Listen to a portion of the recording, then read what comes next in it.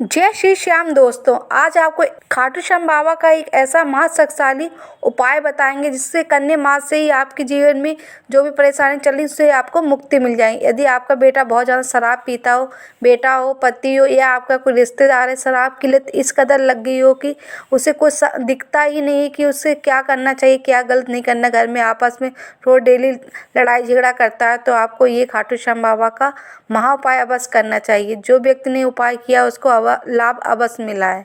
आजकल के युवाओं में ये खास तौर पे ही देखा गया है कि इतनी ज़्यादा शराब पी लेते हैं कि उन्हें किसी चीज़ की परवाह ही नहीं रहती। शराब के नशे में इतना ज़्यादा धुत हो जाते हैं कि उनके आसपास जो भी हो रहा है उन्हें कुछ पता ही नहीं चलता है।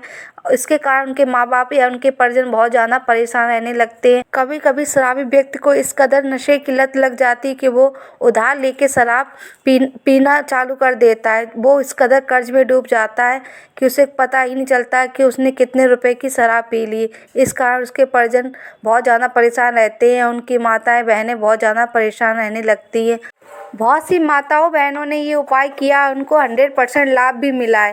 कहते हैं छोटे छोटे उपाय यदि हम सभी लोग करते हैं तो हमारे जीवन में जो भी समस्याएं चल रही होती हैं तो उससे हमें लाभ मिलता है। यदि घर की माताएं बहनें अपने पुत्र या अपने पति के लिए उपाय करें तो ये लाभ अवश्य मिलेगा। आपको घर बैठे ही बाबा श्याम को अर्जी लगानी है।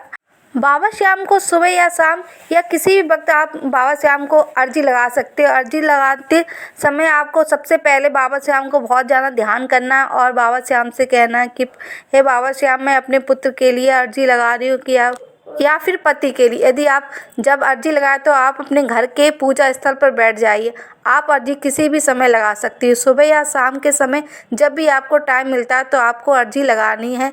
उसके बाद आपको उस पर्चे पर आपको जय श्री श्याम लिखना है और शराबी व्यक्ति का नाम लिखना है। यदि उस शराबी व्यक्ति ने किसी से शराब की लत के कारण कर्ज भी लिया है तो आपको उस कर्ज लिखना है कि आपके बच्चे ने आप कितना कर्ज लिया और किससे कर्ज लिया है। ये पर्ची फिर आप फोल्ड करके बाबा श्याम के चरणों में रख दें। यदि आपके घर में बाबा श्याम की प्रतिमा है तो आप वहाँ पे रख दें या आपके घर में जो भी पूजा स्थल की जगह वहाँ पर रख दें।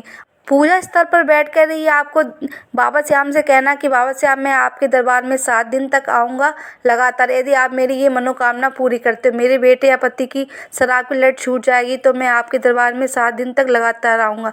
लेकिन आपको जरूर नहीं बाबा श्याम के धाम पर ही जाना है, जो आपके घर के पास में मंदिर है वहाँ पर आप लगातार 7 दिन तक बाबा श्याम से अरदास जरूर लगाएं। ऐसा करने से आपको अवश्य ही लाभ मिलेगा। बाबा श्याम की ऐसी कृपा होगी कि आपके साथ ही 2 बार के बाद ही आपका बेटा भी आपके साथ मंदिर में बाबा श्याम के दर्शन करने जाएगा।